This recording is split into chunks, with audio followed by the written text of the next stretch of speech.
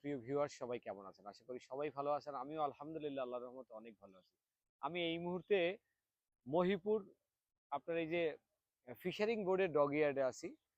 আপনারা এই পাশে দেখলেই বুঝতে পারবেন আসলে ডগ ইয়ার্ডের সেই কার্যক্রম। আমরা নরমালি অনেক ডগ ইয়ার্ড দেখেছি যে ডগ ইয়ার্ড গুলো স্টিল মেটালের এই বোর্ডগুলোকে মেরামত করা হয়। তবে কাঠের এই আ আ মানে ডগ ইয়ার্ড আমরা হয়তোবা এর আগেও আমি একটা ভিডিওতে দেখিয়েছিলাম, সেটা ছোট করেছিল। কিন্তু এখানে অনেক বড় পরিসরে আসলে সমুদ্র যাত্রার জন্য এই ট্রলারগুলোকে খুব মজবুত করে করার জন্যই এই ডগ ইয়ার্ডটা তৈরি করা।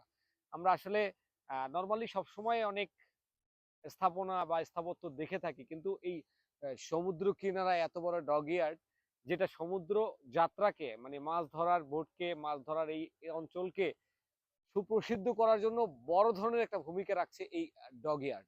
আমরা এই মুহূর্তে মহিপুর আ ফিশারি গার্ডের ঠিক কিছুটা সময় আগে এই ডগ ইয়ার্ডে আপনাদের দেখে আমরা চারপাশের এই ট্রলারগুলো দেখলেই আপনারা বুঝতে পারতেছেন যে আসলে আমরা এখানে মাছ ধরার দৃশ্য দেখার জন্যই চলে এসেছি। আসলে সমুদ্র থেকে যে মাছগুলো তুলে নিয়ে আসে সেই মাছগুলো আসলে কিভাবে বাজারজাত করে, এবং এর পাশাপাশি আমি এই মুহূর্তে যে কারণে এখানে আসা, সেটার একটাই উদ্দেশ্য আসলে এই যে বড় বড় ট্রলারগুলো তৈরি করে সেই তৈরি কারখানায় আসায়, সেই কারখানারই একটা অংশ বলা যায় এটা হচ্ছে এই ডগ ইয়ার্ড। ডগ ইয়ার্ড এখানে যদিও মেরামত এবং নতুন দুইটাই করা হয়, এটা আসলে আমরা সবসময় জানি। ডগ ইয়ার্ড গুলো মেরামতের পাশাপাশি নতুনত্বের ছোঁয়াগুলো নিয়ে আসে। আমরা দেখতে পারতেছেন এই মুহূর্তে মাছ বোঝাই একটি জাহাজ চলে আসতেছে সমুদ্র থেকে।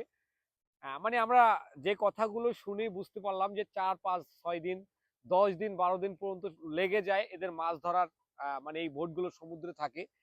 যতক্ষণ পর্যন্ত মাছ পরিপূর্ণ না হয় ততক্ষণ পর্যন্ত তারা থাকার চেষ্টা করে। এর মধ্যে যদি খাদ্য এবং সবকিছু সরঞ্জামে যদি ঠিক থাকে তাহলে এই অতটা দূরত্বেই যায় যে দূরত্বের মধ্যে তারা ফিরে আসা পর্যন্ত তাদের সকল মজুদকৃত জিনিসপত্র তাদের সাথে থাকে। আপনারা দেখতে পারতেছেন এই মুহূর্তে যে ফিশিং বোটটি আসছে, এটা আসলে সমুদ্র থেকে এখন উঠে আসছে, ঘাটে যাবে এবং এখান থেকে মাছ খালাস করবে। তো আমরা আসলে আপনাদের সেই মাছ খালাসের ভিডিওগুলো দেখানোর চেষ্টা করেছি।